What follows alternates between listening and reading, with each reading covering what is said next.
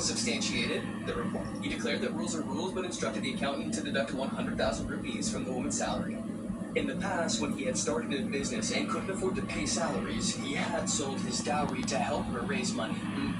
Meanwhile, the intern pushed her luck even further by introducing a new set of rules that required business dinners to be reported in advance. A single transaction was limited to 200, and a signature confirmation for both parties was mandatory for client maintenance. She agreed to abide by the rules. She decisively signed her name to the document, picked up her phone, and left the company without looking back. Looking up, she was astonished to see her fiancé and intern on the surveillance screen. Then she realized that her fiancé had been romantically involved with the intern for a long time, and that the reports of public funds were a complete conspiracy. Disgusted by their shamelessness, she quietly picked up her phone and recorded all the surveillance footage. Upon completing this, she immediately informed her lawyer. Did you find a hidden treat? Did you find that hidden treat? She received another call informing her that a major client wanted to dine with her to discuss collaboration regarding a highly demanding artificial intelligence project.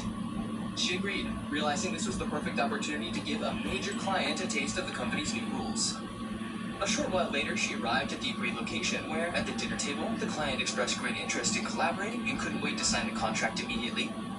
The woman acknowledged that the project was good, but pointed out that the lavish feast and expensive wine had cost a total of $28,000, meaning the client would have to foot the bill. The customer was stunned, assuming she was joking.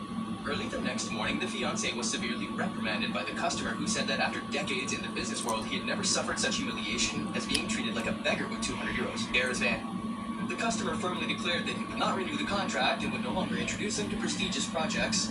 At this, the fiancé could no longer remain silent. He questioned the woman, asking if she did not know that the company's accounts only had enough cash flow for 3 months and that they were eagerly awaiting that specific order to bring the company back to life.